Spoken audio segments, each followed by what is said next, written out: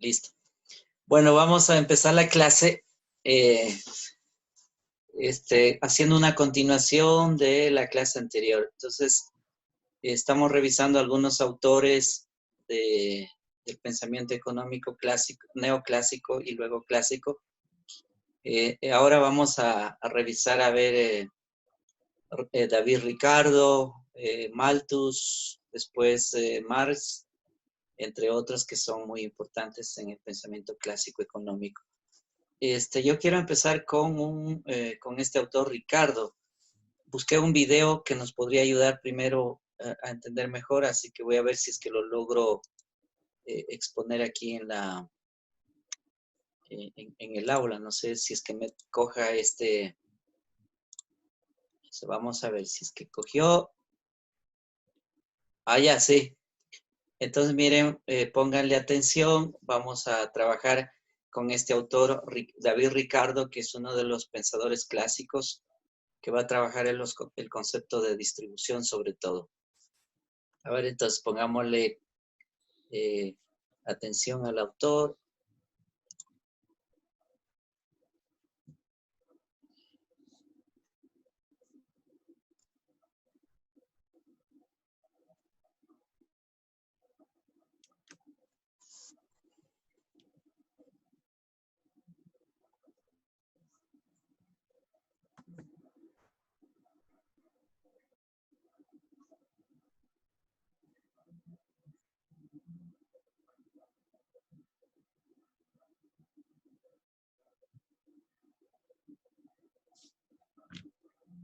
Creo que no tiene sonido el video, profe.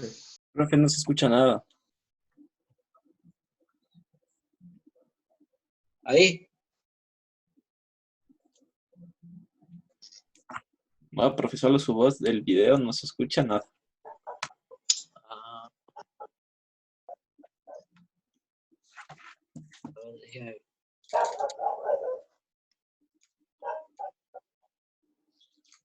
Nada se escucha.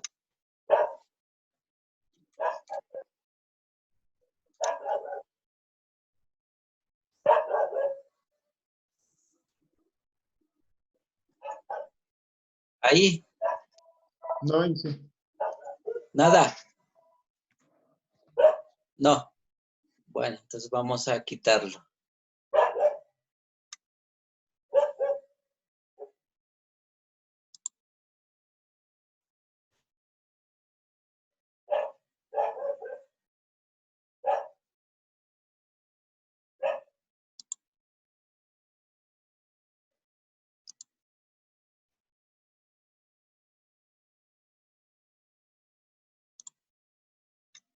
Ya. Bueno, yo pensaba explicarles este mismo autor viendo un video que es mucho más didáctico de lo que yo puedo decir. En todo caso, vamos a avanzar con el PowerPoint un poco para ir viendo algunos conceptos fundamentales de estos autores que han influenciado mucho la economía moderna también. Bueno, ahí tenemos David Ricardo, un sucesor de Adam Smith, que era el autor anterior que habíamos revisado, la clase anterior, y que va a desarrollar un concepto mucho más relacionado con la distribución.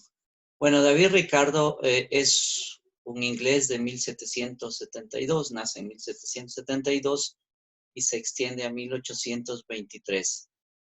Este señor es uno de los pilares de la escuela clásica y desplaza el énfasis de la producción, desde la producción a la distribución. Es decir, sí, Smith hablaba de la producción, Ricardo va a trasladarse a hablar de la distribución como punto de partida para el estudio del comercio internacional. Es decir, hasta esa época el comercio internacional había avanzado tanto hacia Oriente como a Occidente. A Oriente había avanzado hacia China y la India, y en cambio hacia Occidente pues avanzó a la región de América Latina, que hoy se llama, como también a Norteamérica. Es decir, se había extendido el comercio internacional de manera muy fuerte. Los aspectos más significativos de su investigación y aportes son descubrir la base que permite el intercambio entre las mercancías y entre las relaciones que de él se generan, interesándose por los precios relativos más que por los absolutos. A ver, un primer elemento que encontramos aquí es el intercambio entre mercancías. El concepto de mercancía fundamentalmente se desprende de otra idea del autor anterior que leímos o escuchamos, de Adam Smith. Bueno, él había identificado el valor de uso y el valor de cambio. El valor de uso básicamente se refiere a las cosas, a los objetos que produce cualquier persona. Sin embargo, no tiene un valor monetario, sino simplemente que puede ser usado por una persona para sus necesidades básicas o fundamentales. Por ejemplo, por decir una manzana, pues al ser procesada ya tiene un valor de uso. O por ejemplo, un metal precioso, el oro, ya tiene un valor de uso. El asunto está que cuando se extiende de valor de uso para extenderlo hacia el mercado, intercambiarlo por dinero en el mercado, ese valor de uso pasa a valor de cambio. Valor de cambio significa que se le da un valor monetario y en ese sentido, entonces estamos hablando de valor de cambio y por lo tanto es una mercancía. Es decir, en otras palabras diríamos que cuando un producto X producido por alguna persona o agente económico y lo sacamos al mercado y lo intercambiamos por moneda, entonces ese objeto se convierte en mercancía. Por eso es que el trabajo humano, al ser vendido en el mercado del trabajo, es un objeto mercantil, es decir, es una mercancía. Bueno, eso hablaremos posteriormente cuando hablemos de Marx, que va a ser el que va justamente a darnos ese detalle. De todas maneras, lo que quería hablar aquí es que Ricardo ya está hablando del intercambio de mercancías, es decir, producir más para vender más.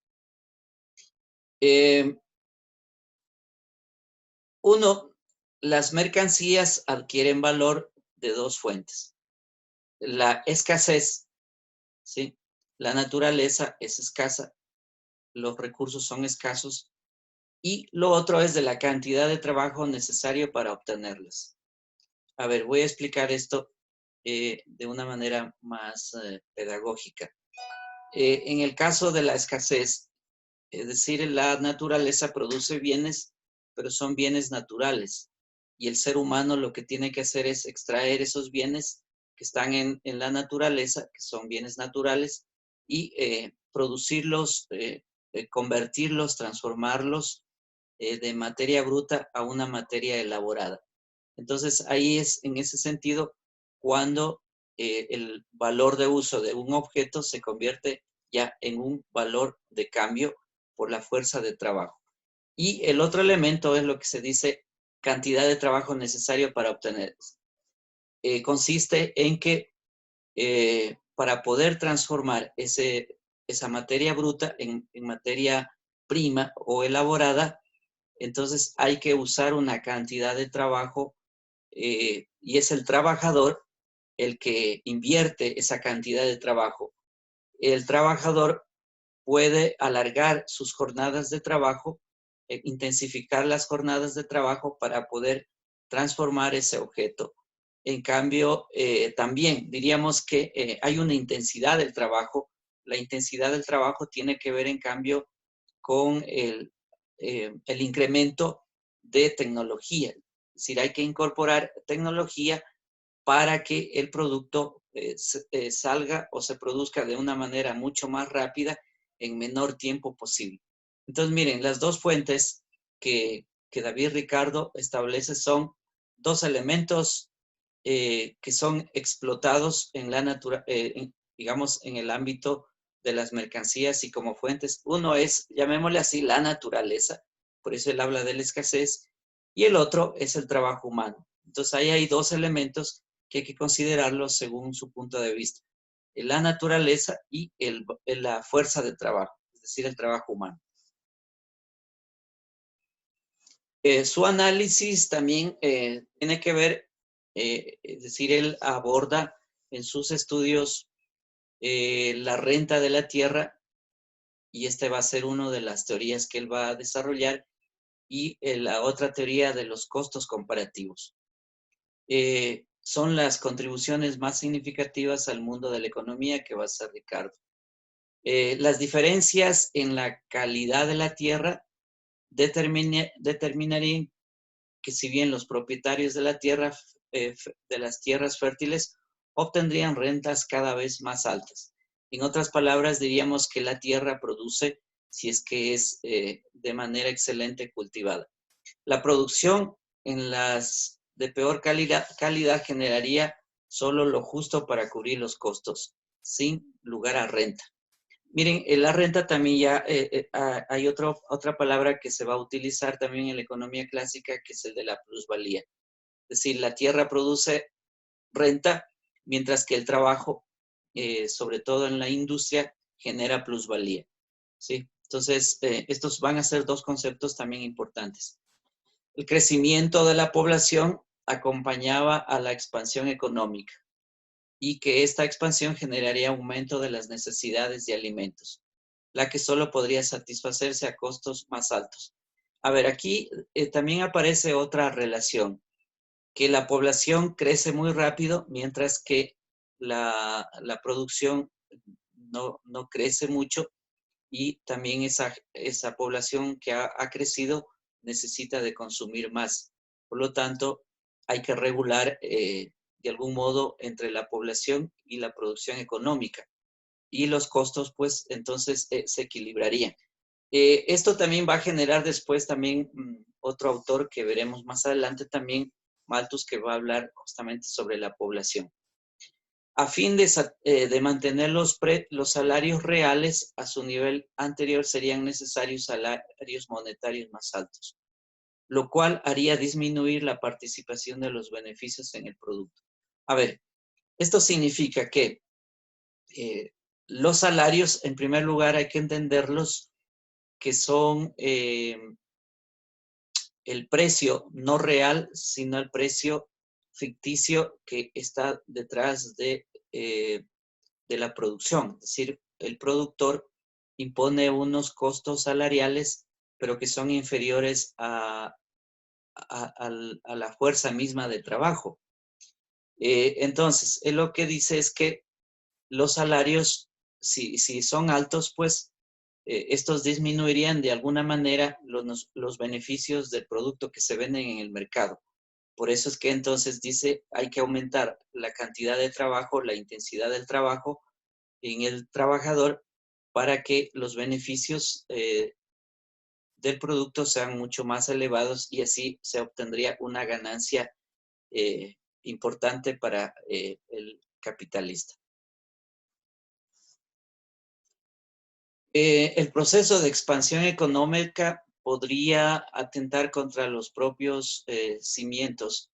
La acumulación de capital a partir de los beneficios generaría el estado estacionario, en el que no habría crecimiento.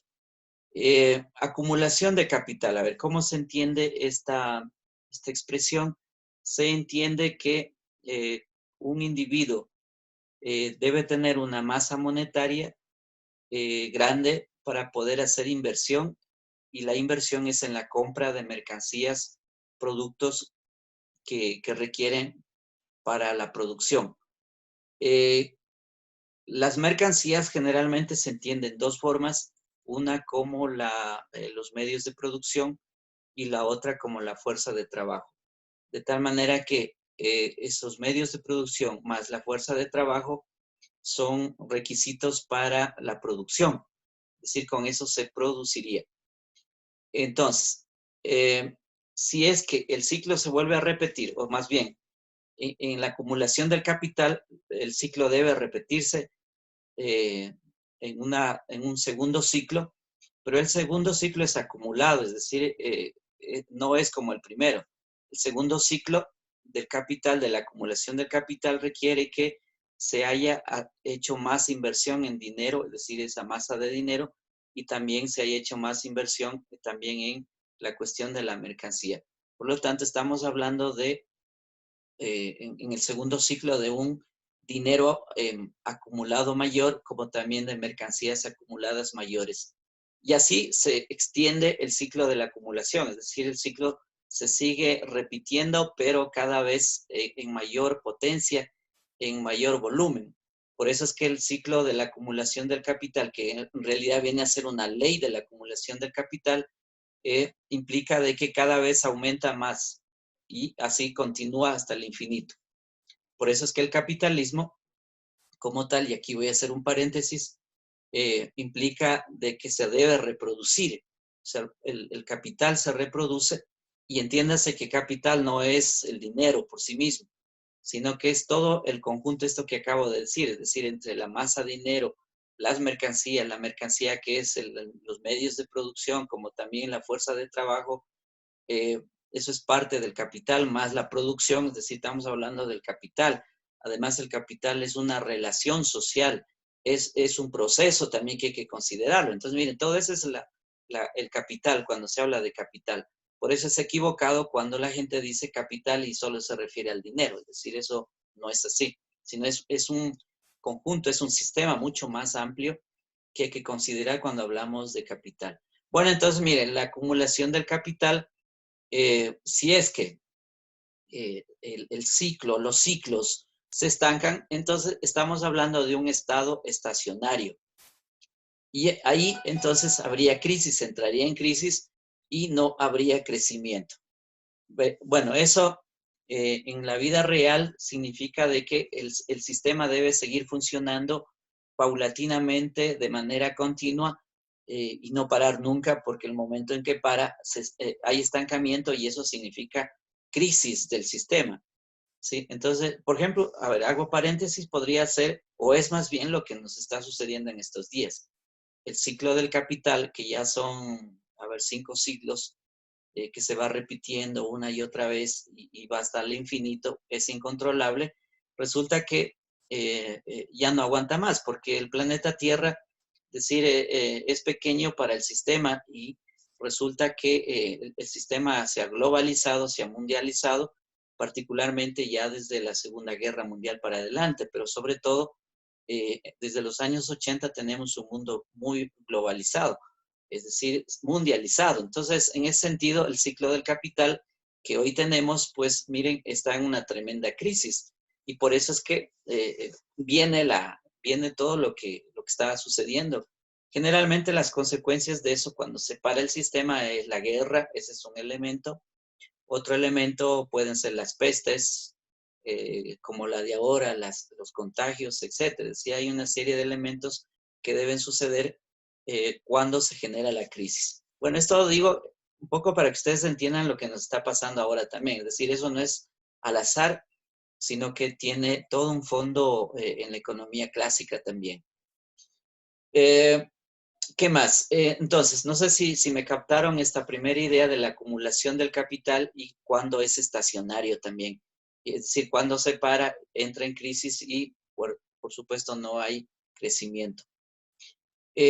Desarrolló también la teoría de los costos comparativos, defendiendo de que cada país debería especializarse en aquellos productos que tuvieran un costo comparativo más bajo e importar aquellos costos comparativos fueran más elevados. A ver, vamos a poner un ejemplo para entender qué es esto de los costos comparativos. Cuando un país se dedica, por ejemplo, Japón, a producir carros y los produce de la mejor forma, de calidad, y esa es su especialidad, pues miren, la recomendación de Ricardo es que se dedique a hacer eso. No así en otro país, por ejemplo, el Ecuador, su especialización son las materias primas, sobre todo el banano, ahora las flores, el petróleo, la minería. Entonces, pues tiene que dedicarse a hacer eso, que eso es lo que sabe hacer. Entonces, miren, ahí hay unos unos costos de cada lado, es decir, tanto de Japón como de el Ecuador, y por lo tanto, pues cada país debe especializarse en eso. Bueno, eso es la recomendación que hace Ricardo. Y de hecho los países han hecho eso, es decir, en el pasado, en el siglo XIX, siglo XX, fundamentalmente se especializaron, por ejemplo, los países metropolitanos, pues, Europa, Japón, Estados Unidos, eh, a producir tecnología. Pero para producir tecnología hay que tener un alto nivel de conocimiento, es decir, no puede haber tecnología sin conocimiento. Es decir, se requiere de la ciencia, un tipo de ciencia para producir tecnología. Sin eso no es posible. De ahí que no es equivocado decir que se va a hacer tecnología sin tener la ciencia o el conocimiento a la mano. Entonces, miren, se especializaron estos países en eso, mientras que los otros países, sobre todo los países subordinados o los países pobres, pues miren, fueron destinados más bien a que sean los que porten la materia prima, la materia bruta también para esos países. Bueno, y así es como está la situación hasta el día de hoy. Entonces, las ventajas comparativas básicamente son esas. Según la política ricardiana, que es la política de libre comercio, porque él también estaba de acuerdo en que el comercio debe ser libre, debe haber libre oferta, libre demanda, y el Estado no debe intervenir o ningún agente social debe meterse en el tema económico. Sobre todo el Estado no puede intervenir en eso. Y el Estado lo único que podría hacer es, por ejemplo, entregar dinero a los pobres, decir, entregarles ahí una caridad, llamémosles así, pero es entregar dinero a los pobres y también garantizar la propiedad privada. Bueno, esos son los elementos que debe cumplir la política del Estado. Entonces, la política de libre comercio ricardiana decía que cada país debe dedicar su capital y trabajo a aquellas actividades productivas que les resulten más beneficiosas para ese país. De esta forma se distribuye el trabajo con la mayor eficiencia y aumenta al mismo tiempo la cantidad total de bienes, lo que contribuiría al bienestar general de la sociedad. ¿Sí? Entonces, fundamentalmente, el autor va por la distribución del trabajo eficiente y a la vez ese trabajo, juntamente con el capital, debe estar destinada a la actividad productiva.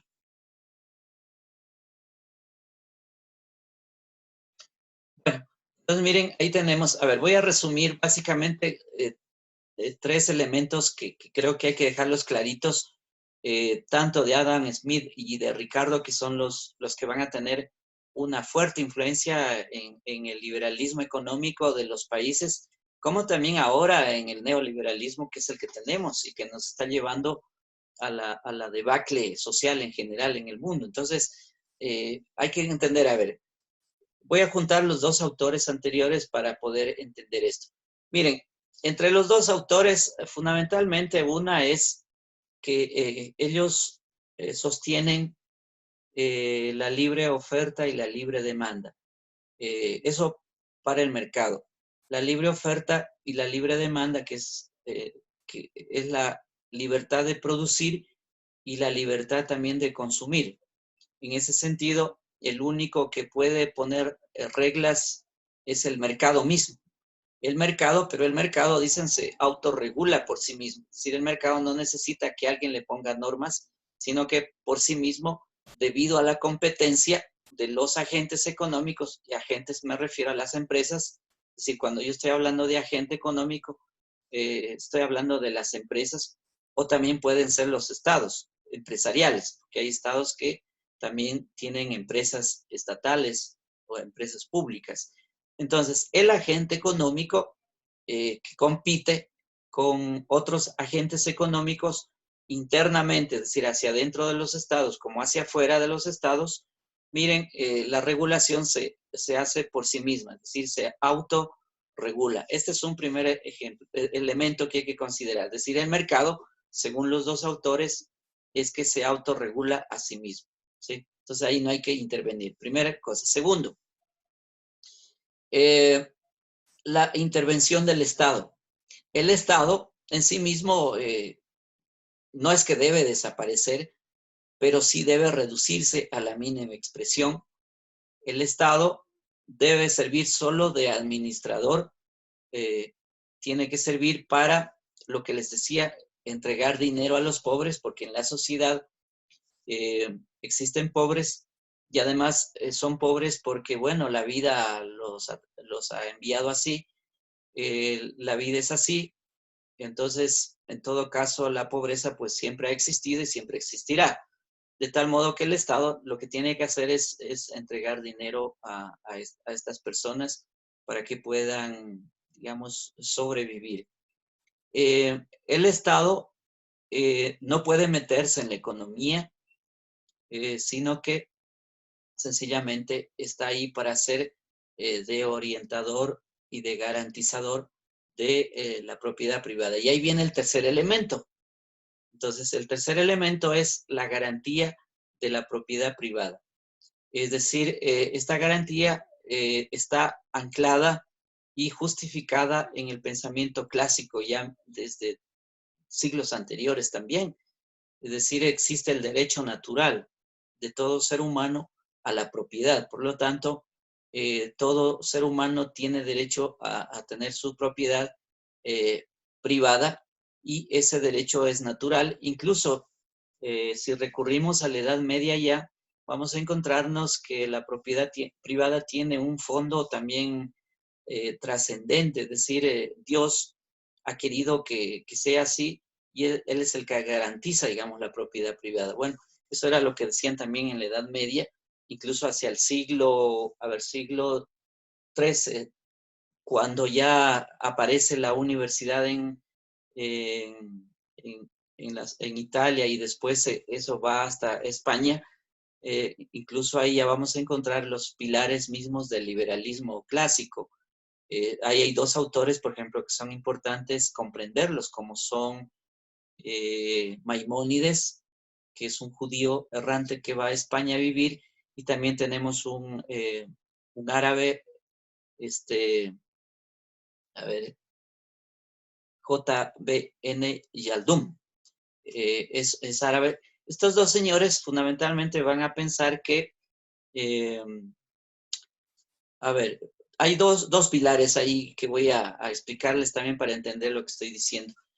Uno es que existe la libertad individual.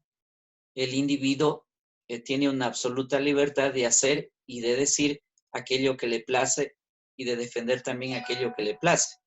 En todo caso, en otras palabras, diríamos que es la ausencia de coacción. Ausencia de coacción significa que nadie te pone límites a la libertad. Ese es un pilar ya de que predican ellos en la Universidad incluso de Salamanca de España.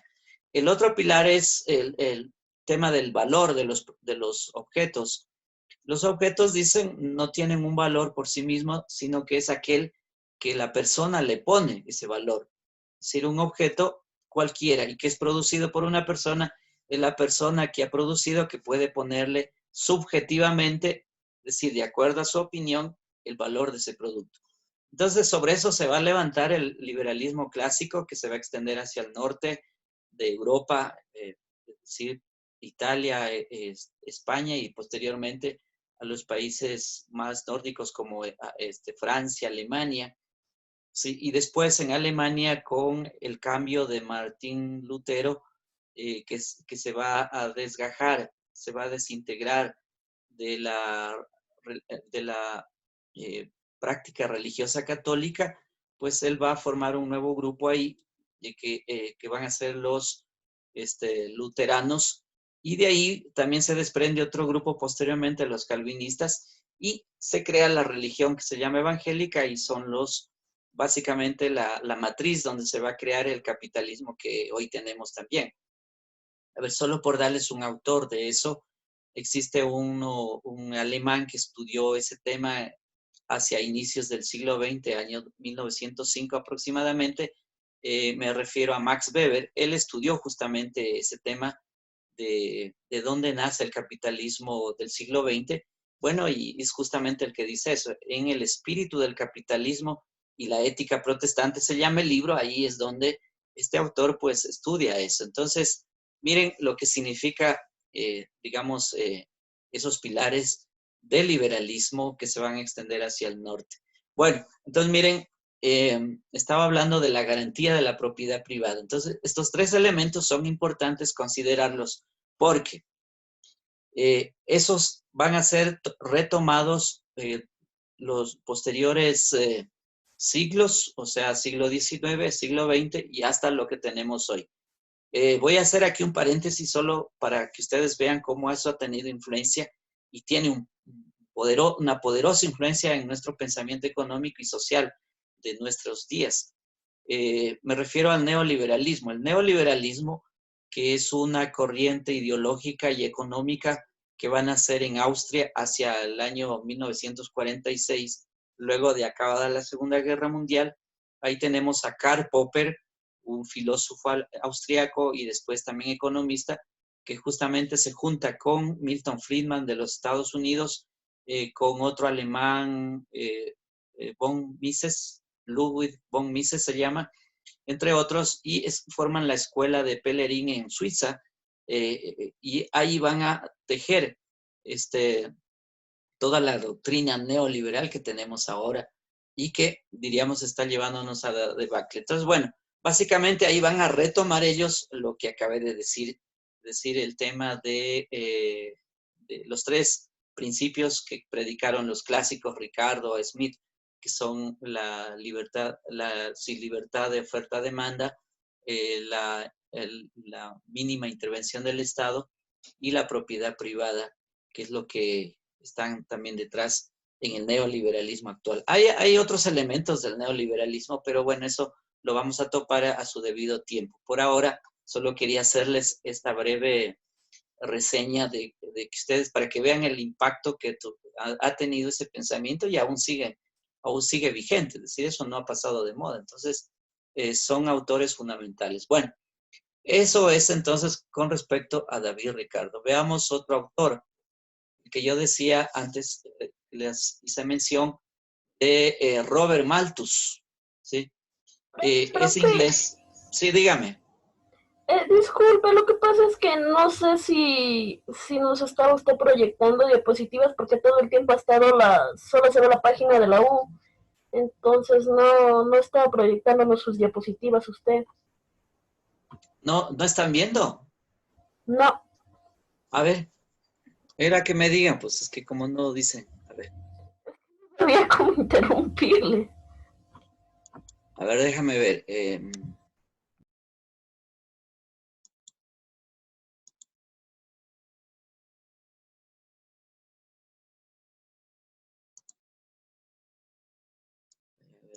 A ver.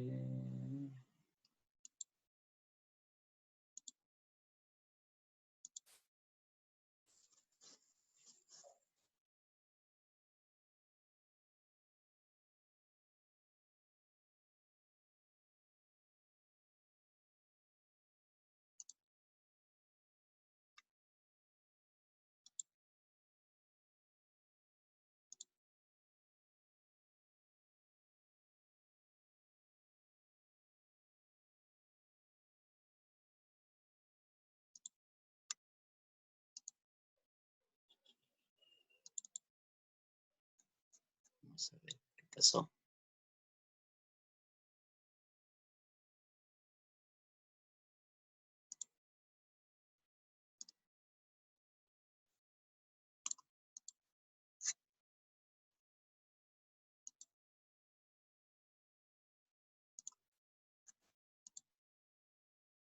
Ya, ahí están viendo. Sí, profe. Sí, Ya, profe. listo. Vamos a ver entonces.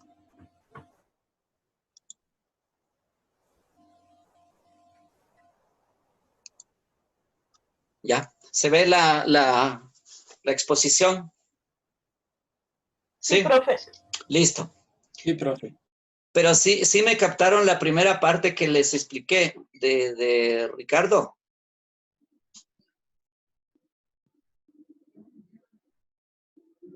Sí, profe. Jóvenes.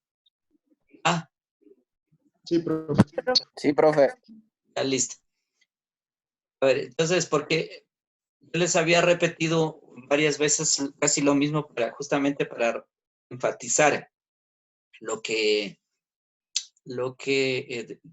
han transmitido estos autores y que nos han influenciado hasta ahora. Bueno, vamos a ver Robert Malthus. A ver, Robert Malthus también es un inglés de 1766, es decir, nace en esa época y muere en 1834. Es un adversario de Ricardo, de David Ricardo. Centró su análisis económico en la población, cuyo pensamiento se expone en una obra que se llama El ensayo sobre el principio de la población. Entonces, miren aquí, ideas centrales que centra su análisis en la población. La teoría de Malthus constituye criterios recogidos de otros autores, donde recopila, relaciona y sistematiza las ideas de Botero, las ideas de Petty, de Susmich, de Wallace, de Ortes, y con lo cual su conjunto pasa a ser conocido como una teoría de la población. Sí, ya vamos a ver qué significa esto. ¿Cuáles son las principales ideas o ideas claves de este autor? Primero, la población tiende a crecer de acuerdo a una progresión geométrica, ¿sí? Es decir, se extiende rápidamente. En tanto, dice que los medios de subsistencia, por ejemplo, alimentación, sobre todo, lo hacen, dice, de progresión aritmética, es decir, en cantidad. Por lo tanto, hay un desbalance entre el crecimiento de la población y los alimentos que se requieren, es decir, entre los bienes que se producen y además por los recursos escasos, entonces hay un desbalance entre población. Lo anterior genera la necesidad de regular dicho crecimiento explosivo. O sea, es la idea de la regulación de la población. Si no se puede tener una población que crece vertiginosamente y en cambio la producción, la alimentación que no crece de ese modo, entonces toca regular eso.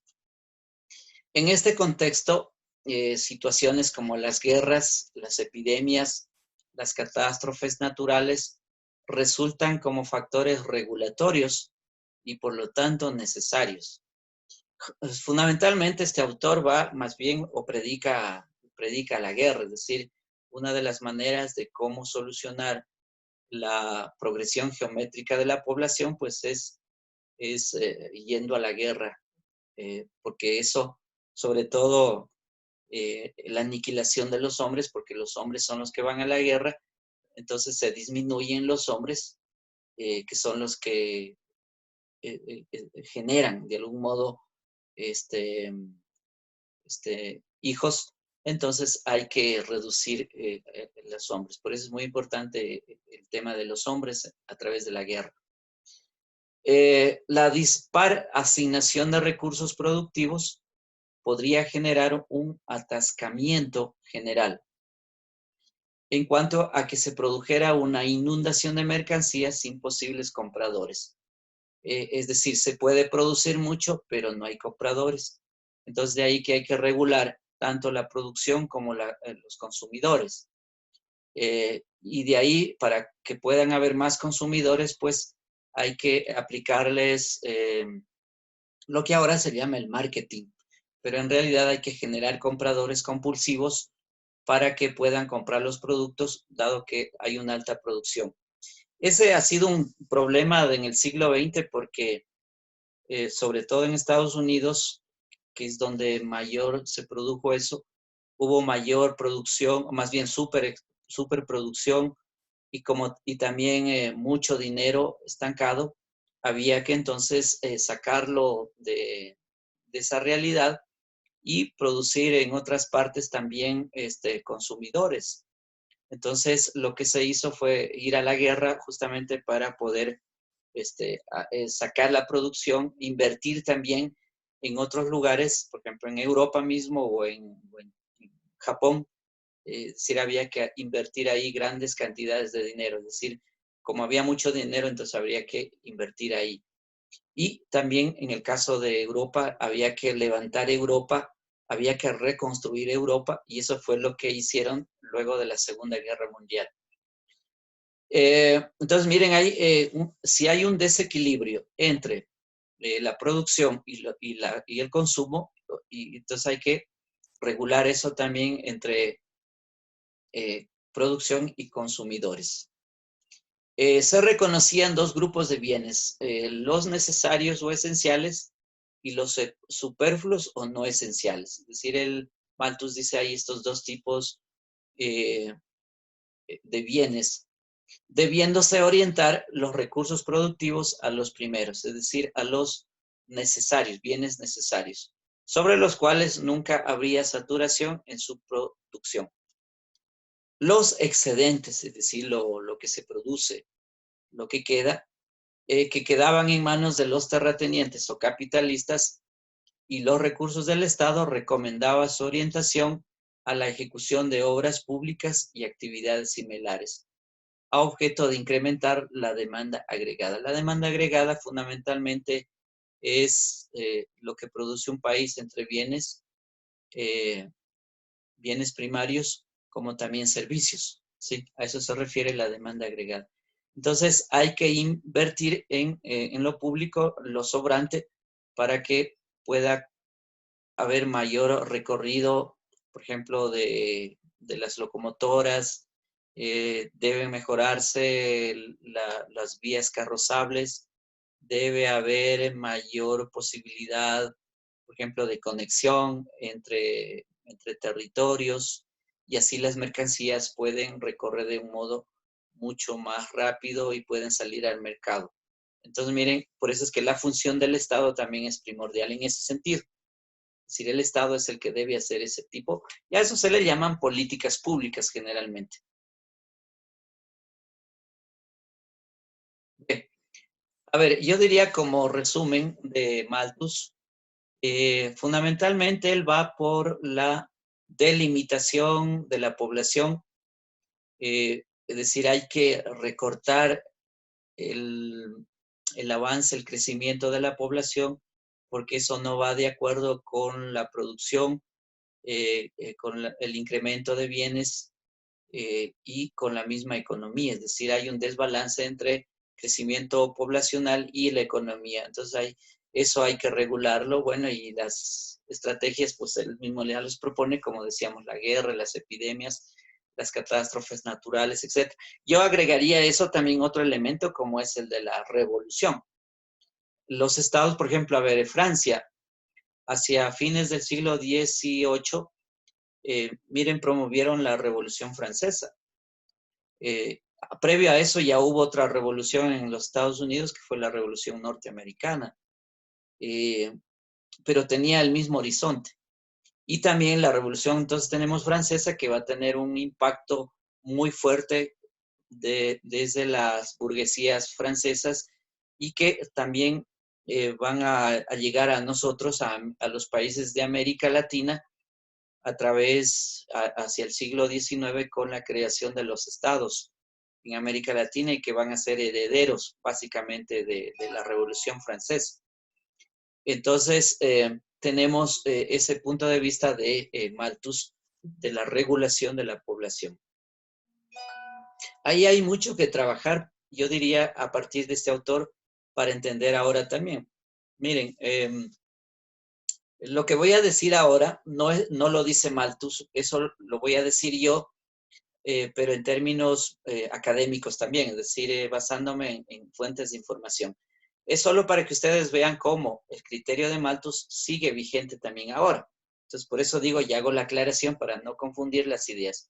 A ver, entonces, me refiero al proceso actual. Miren, el proceso actual no está lejos del criterio de Malthus, porque desde hace, a ver, ya estoy hablando que 3 décadas, por lo menos se viene hablando de que el mundo va a una sola figura, que es un estado global, un estado mundial, y en ese sentido debe ser gobernado por una sola élite, un solo gobierno, habría una sola religión, una sola raza humana, y en ese sentido, pues miren, hay que regular la población también porque uno de los graves problemas del mundo de hoy, dicen las élites que están en esa vía, es la población pobre. Es decir, la culpa de cómo está la sociedad es la pobreza en el mundo, y que es altísima, ¿sí? Ahora, hay niveles de pobreza. Hay un nivel de pobreza que se llama pobreza normal, y hay otro nivel de pobreza que es la pobreza extrema. ¿Sí? Entonces hablamos de dos niveles de pobreza. La pobreza extrema es aquellos que viven con $1 al día. En cambio, la pobreza normal, pues es aquellos que viven, es decir, con un poco más de dólares y apenas tienen para subsistir. ¿Sí? Entonces, miren, estoy en ese sentido hablando porque es las élites mundiales, sobre todo el Club de Roma, que se llama los Illuminati, como también el Club Bilderberg, que son las élites juntas asociadas. Ellos lo que predican es que entonces hay que regular también la población, que le llaman ellos control de natalidad. Si las poblaciones sí crecen, hay que controlar la natalidad. Ese es un primer elemento y está en una primera fase, además de esto que acabo de decir del Estado mundial. Una segunda fase es también eliminar de algún modo la disidencia, es decir, aquellos países que no están de acuerdo con las élites, pues hay que eliminarlas militarmente, y por eso es que hay que ir a la guerra ahí, es decir, acabar con eso. Y ahí también entran los hombres, porque son los hombres los que van a la guerra, no tanto las mujeres. Entonces, liquidando a los hombres, pues ya no habría reproducción, ¿sí? Bueno, después está establecimiento de normas, leyes globales, y por último tenemos la gobernanza mundial, que viene a ser el gobierno mundial. Pues miren, ahí hay 4 etapas, pero bueno, lo que yo quería decir es que el planteamiento de Malthus del control de la población, pues viene por esa vía. Y yo no dudo que lo del coronavirus también, porque no es solo eso, porque ya hay otras armas que se llaman biológicas de hace décadas atrás, por ejemplo el anthrax, entre otros, sí, ya se vinieron probando. Entonces, ahora eso tampoco no está lejos de la realidad. No tengo datos como para afirmar exclusivamente eso ahora, porque no tengo la información, pero me parece a mí que eso también está en juego dentro de el control de la población. Y el control de la población no se hace solamente de la parte genética, sino también se hace control desde otras formas, por ejemplo, el control mental, el control espiritual de la población. Los medios de comunicación cumplen un factor importante en ese sentido, entre otros elementos de la sociedad que están en juego ahí. Bueno, termino mi paréntesis, era mi comentario con respecto al criterio que tiene Malthus. No sé si tienen ustedes alguna pregunta sobre los dos autores que he mencionado. No, profe, ninguna. Bueno, entonces vamos a seguir. La escuela clásica, a ver, vamos a ver qué dice la escuela clásica. Bueno, la escuela clásica significa tradicional en realidad. Sí, la escuela tradicional podríamos decir. ¿Por qué se llama clásico? Porque los autores, los que han ido formando escuela, pues se los usa, los criterios de ellos son muy importantes para el entendimiento del pensamiento económico, como de otros elementos de la historia humana, de la sociología, de la antropología, etc. Ahí hay clásicos también. Entonces, en ese sentido se entiende clásicos, es decir, que son importantes y por lo tanto hay que estudiarlos también. Eso significa lo clásico, ¿sí? Entonces,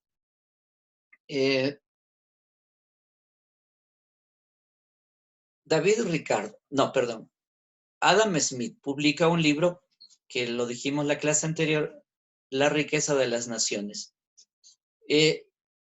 Y estos, es decir, Adam Smith con Ricardo también van a promover otra idea que es el tema de los marginalistas. Básicamente los marginalistas es una escuela también clásica en el que se van a centrar en el valor marginal de las cosas. Es decir, las cosas tienen, los bienes tienen valores que son adicionales al valor central, es decir, al valor mismo de la mercancía. Y por eso se les llama marginalistas. Entonces, los marginalistas son pensadores de la economía que tienen mucho impacto también posteriormente.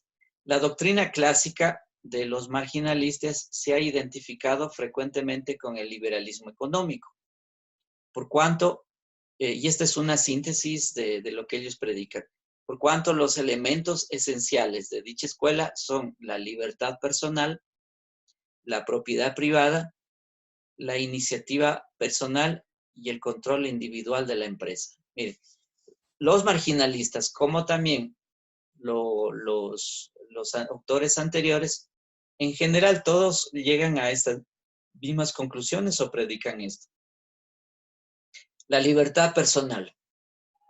Son aquellas personas que no pueden o no tienen un control o nadie puede hacerles un control. Es decir, hay una ausencia, como decía, de coacción, es decir, ausencia de coacción significa que nadie les puede poner controles ni límites. Por lo tanto, uno tiene la libertad de hacer y decir aquello que uno quiere, de hacer lo que le place también. Esa es la libertad personal.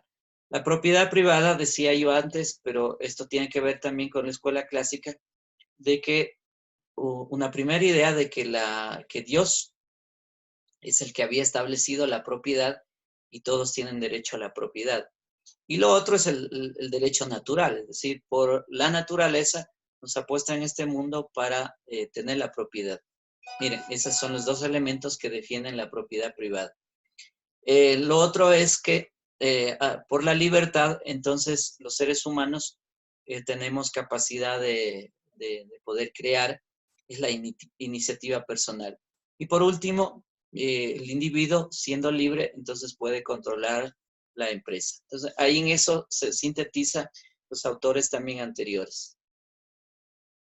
Los rasgos fundamentales del pensamiento clásico son: la norma básica fue el laissez-faire. Laissez-faire significa dejar hacer. Eso es laissez-faire. Pero también había el otro, el dejar pasar, laissez-passer. ¿Sí? Entonces ahí sobre todo en Francia se va a usar el laissez-faire y laissez-passer, es decir, dejar pasar. Pero en este caso es el laissez-faire, que significa dejar hacer. El mejor gobierno es el que interviene menos. El mercado libre y competitivo determina la producción, los precios y la distribución de la renta. Es decir, hay una creencia en la competición, en la creencia en el mercado libre. A excepción de David Ricardo, destacan la existencia de una armonía de intereses. Cada individuo, al tratar de alcanzar los propios, servía también a los intereses superiores de la sociedad. Es decir, cada quien, al buscar su propia riqueza, pues sirve también a los intereses de la sociedad. Esa sería un poco la interpretación que se puede hacer. Se defendía a los hombres de negocios, pues eran los que realizaban la acumulación del capital, factor indispensable para la inversión y el crecimiento económico. Es decir, solo ellos tienen la posibilidad de invertir porque tienen la plata y solo ellos pueden hacer crecer la economía de un país. También confiaban en la competencia como mecanismo regulador de la economía. Ya les había dicho yo que el mercado se autorregula por sí mismo. Entonces, es decir, por la competencia, el mercado se regula a sí mismo. Los clásicos defendían la primacía del sector privado sobre el sector público, el que se traducía, decían ellos, en despilfarro y corrupción. Sí, bueno, eso es lo que dice la escuela clásica, pero claro, ahí hay algunas críticas que se pueden hacer. De hecho, desde otras perspectivas, como por ejemplo desde el marxismo o desde Marx mismo, o desde el socialismo, por supuesto, se hacen unas tremendas críticas a estos planteamientos. Por ejemplo, la competencia. La competencia en el mercado es desleal. La competencia no tiene competencia en realidad. El mercado no puede ser controlado. El mercado no puede regular. El mercado lo que hace es el de generar el que mayor conflicto y violencia hace al otro.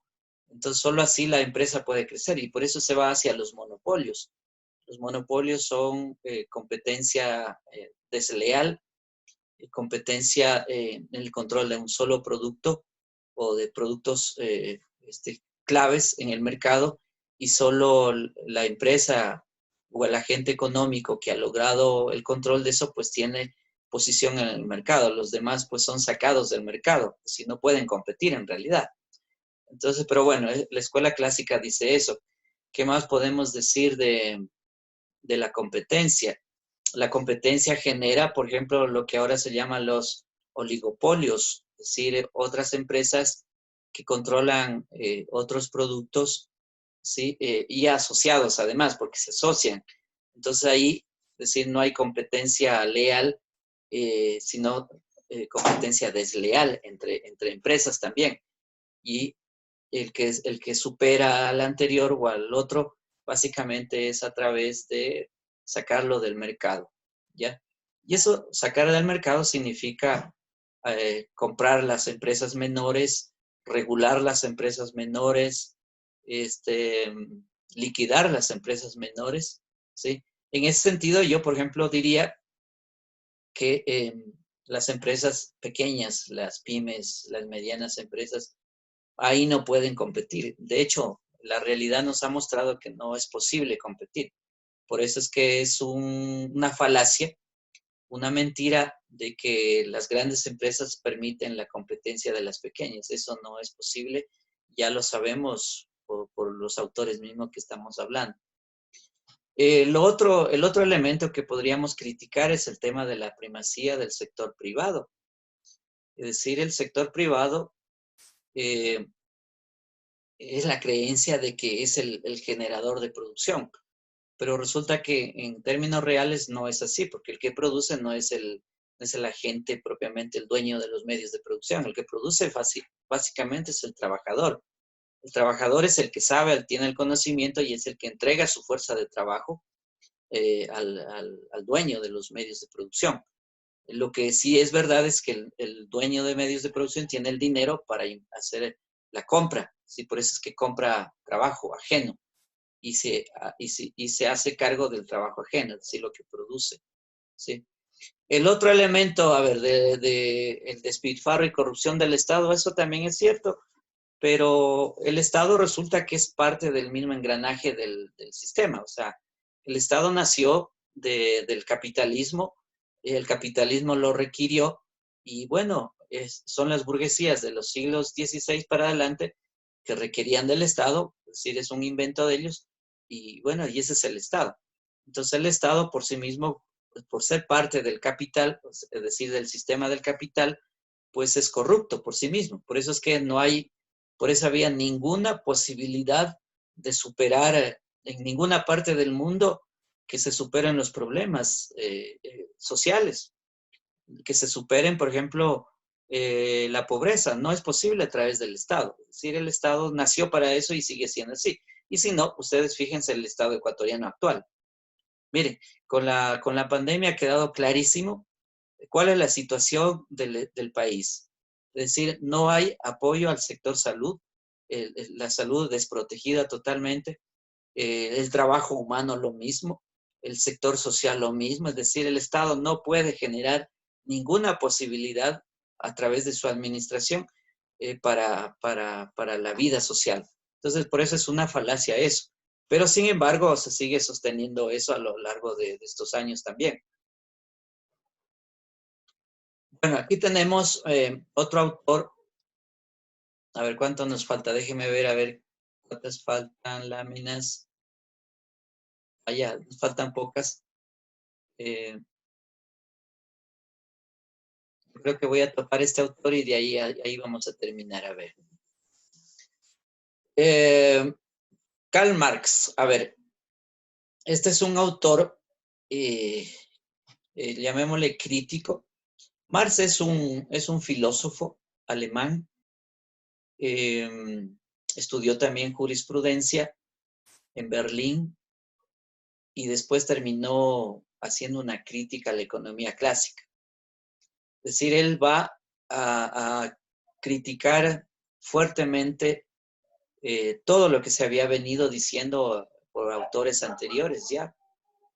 Incluso es un grave crítico del Estado moderno, es decir, todo lo que se había construido como ideas desde la edad, digamos desde los griegos del Estado, pasando por la Edad Media, que se había justificado el Estado, que los autores, por ejemplo, el mismo Aristóteles defendía el Estado. Luego, en la Edad Media, la Iglesia católica ligada al Imperio Romano defendía, y a la cristiandad también defendía el Estado, un Estado eclesiástico, un Estado terrenal, pero que dependía del Estado de los cielos. Y luego, hacia la Edad Moderna, donde más énfasis se le va a dar al Estado, desde el siglo XVI, que yo les decía que sobre todo con el capitalismo nace el Estado moderno y la nación moderna. Entonces, miren, hay todos unos cimientos que se van construyendo por los autores, los filósofos, los pensadores de épocas de siglos anteriores. Es decir, hay toda una larga historia, llamémosle así, una línea histórica que hay que entender cuando uno estudia el Estado. Hay que hacer toda esa lectura a lo largo de los siglos, miren, para poder hablar del Estado. Es decir, el Estado no es una cosa reciente, sino que tiene una larga historia, sobre todo el Estado moderno, que es el que nos interesa a nosotros para hablar. Entonces, hay un perfeccionamiento del Estado hasta el siglo XVIII con Friedrich Hegel, un filósofo alemán idealista, y a partir de ahí, miren, todo el perfeccionamiento del Estado pues se había hecho. Entonces viene Marx y va a derrumbar, va a dar un golpe mortal, digamos, a todas esas ideas anteriores. Y es lo que nos interesa entonces en esta lámina, presentar quién es Marx y sobre todo en relación a la economía. A ver, yo quiero también enfatizar que Marx no es economista, porque muchos autores dicen que Marx es un economista, cosa que no es cierto. Marx es un filósofo de la ciencia y es también un filósofo del derecho. Solo que él hace economía porque la filosofía lo condujo hacia el tema económico, pero Marx no es economista, él es un crítico de la economía, ¿sí? Entonces, yo espero que con esa introducción podamos estudiar a Marx. Entonces, Marx es un alemán, nace en 1818 y muere en 1883. Aquí hay un elemento en el cual él hace su análisis y él hace un análisis de la historia de la sociedad, una historia social. Como filósofo, básicamente él se orienta por el materialismo histórico dialéctico, que es un modo de pensar, es una concepción del mundo y de la historia. El materialismo dialéctico, histórico dialéctico, es una posición filosófica, ontológica, me refiero, del conocimiento. Cuando digo ontológico, es el conocimiento de lo que existe, de lo existente. En ese sentido, el punto de vista de él, para hacer el análisis de la economía, parte de esas perspectivas. ¿Qué dice Marx entonces?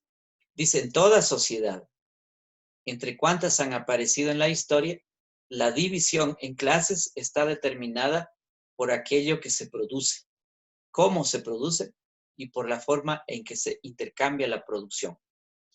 A ver, un primer elemento que podríamos decir de esto es que en el origen de las sociedades está el trabajo humano. El trabajo humano es la actividad esencial de todos los seres humanos, en el que estos seres humanos producen para vivir, para sobrevivir. Es decir, producen sus condiciones de existencia dependiendo del trabajo humano. De ahí que hay un momento que se llama productivo de la sociedad. Si toda sociedad tiene la capacidad de producir, porque, bueno, es la naturaleza humana así también. Es decir, no se puede entender la sociedad sin la capacidad de producir para la vida, para la existencia humana en sí misma. Entonces, sin embargo, esta producción en la sociedad de clases es que por el trabajo, la producción es acaparada en pocas manos y genera eso un plusvalor, que es decir, un plusvalor se entiende un lucro, para no entrar en detalles, pero es un lucro que alguien se apropia de esa producción. Y también se ve cómo se produce, es decir, qué es lo que produce. No todo se produce, sino que se producen ciertas mercancías para satisfacer las necesidades del consumidor. Y por la forma en que se intercambia también la producción. Esto tiene que ver más bien con la distribución de la producción en el mercado. Las causas últimas de todos los cambios sociales, pacíficos o no, hay que buscarlas no en las mentes de los hombres, sino en las mutuaciones. Dice, mutaciones significa que se va cambiando, es decir, no existe nada estable, sino que hay cambios experimentadas por los métodos de producción y de intercambio. La producción y el intercambio de productos constituyen la base de todo el orden social, es decir, se produce y se intercambian productos. Se debe descubrir, dice, las leyes del movimiento de la sociedad capitalista para luego señalar lo que serían los cursos rectificatorios a seguir. O sea, las leyes del movimiento de la sociedad capitalista son básicamente la ley de la acumulación del capital. Es decir, ahí tenemos una ley. Esa ley, por ejemplo, hay que estudiarla para saber en qué consiste la ley de la acumulación. Yo ya dije en mi exposición primera algunos elementos de la ley del movimiento de la sociedad capitalista. Otra ley de ese movimiento de la sociedad es la lucha de clases. Es decir, la sociedad capitalista, por la división del trabajo social, como también por la división del trabajo sexual entre personas, hombres y mujeres, y también por la división ahora de la internacional del trabajo, es decir, genera ahí desigualdad social, es decir, clases sociales desiguales, ¿sí? Y eso es una ley, es decir, la sociedad capitalista contiene la ley de la ley de la lucha de clases, es decir, genera clases sociales, diferentes clases sociales, y esas están en continuo lucha, son antagónicas entre sí. Sobre todo, las dos más antagónicas que establece Marx son la burguesía y el proletariado. La burguesía son aquellos capitalistas que controlan los medios de producción y la fuerza de trabajo, y en cambio la clase social operaria o trabajadora básicamente es la que trabaja para el capitalista y recibe un salario que ha sido acordado a través de convenio o de acuerdo, y hay una venta del trabajo. Si los asalariados son todas las personas que tienen un trabajo de dependencia con el capitalista o con el empresario fundamentalmente, y reciben un salario que es un precio que se ha establecido por el trabajo, pero en realidad es una compra del trabajo, que es lo que ya había dicho, porque el trabajo es una mercancía por sí mismo. ¿Qué más dice? Se buscaba demostrar cómo el capitalismo explotaba necesariamente a las clases trabajadoras y que esta explotación conduciría inevitablemente a su destrucción. Bueno, no es solamente la explotación, porque el trabajador no es solamente explotado, también es súper explotado. Es decir, aquí hay dos diferencias. La explotación del trabajador significa que trabaja más intensamente, trabaja más extensamente, es decir, más horas de trabajo, por el mismo valor que ha sido establecido o por menos valor. Depende también de cómo el dueño de la empresa, el agente empresarial, determine pagar a su trabajador. Eso por un lado. Por otro lado también es la intensidad del trabajo. Cuando hablamos de intensidad del trabajo es que se incorpora tecnología de punta incluso para que el trabajador produzca más productos y así puedan salir al mercado. Pero el tiempo de trabajo del trabajador es menor, es decir, en menos tiempo puede producir más, o también al revés, es decir, se le puede extender más tiempo incorporando también más tecnología, pero el salario sigue siendo el mismo o menos también. Sí, lo importante ahí es que tenga un salario para su subsistencia, es decir, para que pueda seguir viviendo y trabajar. Básicamente eso. Por eso es que el trabajador toda su vida termina trabajando y no ha evolucionado, no ha crecido, ¿sí? Sino que se mantiene en su propio sitio. Entonces, en el caso de la superexplotación, resulta que es todavía más cruel el asunto, porque el trabajador, además de ser explotado, es superexplotado, es decir, con lo que ya es explotado, aún se le quita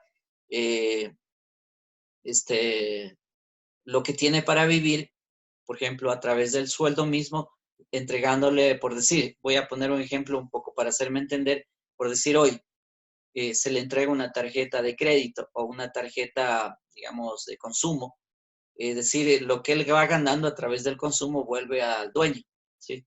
Es decir, por ejemplo, otra manera, cuando usted va a comprarse un carro, la empresa le da el dinero y le establece ahí una cuota, ¿ves? Entonces usted termina comprando el carro, pero también pagando el doble o más de lo que le prestaron. Es decir, ese pobre, es decir, el asalariado, con el mismo dinero, imagínense, tiene que pagar para comprarse el carro y a la vez, digamos, con ese sueldo que tenía que dar de comer a su gente, pues también la termina entregando nuevamente a la gente empresarial. Entonces, miren, a eso se llama superexplotación del trabajador. El empresario paga al trabajador una cantidad igual al valor de su fuerza de trabajo, pero este pago equivale solo a una parte de la producción diaria del trabajador y por tanto solo aparte del valor que éste produce. A ver, aquí voy a hacer también otra analogía. Esto no es no es de Marx propiamente, pero creo que conviene hacer un paréntesis para explicar esto. A ver,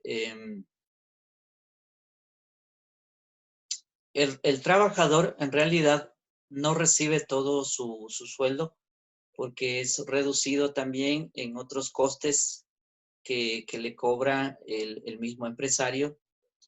Por ejemplo, cuando hay ahorro, ¿sí? Para ahorrar. Entonces dice, bueno, mira, aquí hay que ahorrar en esto o en este otro. Entonces aquí vas a tener que esforzarte, vas a tener también que sacrificarte un poco para que podamos ahorrar porque es beneficio para usted y para la misma empresa. Sin embargo, ahí hay una falacia porque en realidad eso no es así, sino que queda para parte del mismo empresario. A eso hay que sumarle también el hecho de cómo juega la parte ideológica. Es decir, el empresario generalmente, el capitalista lo que hace es establecer talleres, cursos, formación del trabajador, diciendo que así va a producir más y va a tener mejores beneficios el trabajador. Sin embargo, eso también tiene una falacia porque más bien sirve para que el trabajador produzca más, es decir, produce más dinero y así, digamos, la gente se hace con el excedente económico. La clave de la explotación en este sistema está en el hecho de que existe una diferencia entre el salario que recibe un trabajador y el valor del producto que produce. Marx lo denomina plusvalía. Bueno, la plusvalía básicamente es el proceso de trabajo que realiza el trabajador en las dos dimensiones que ya les había dicho. Es decir, tiene dos dimensiones. La una es lo que se llama plusvalor absoluto y la otra es plusvalor relativo.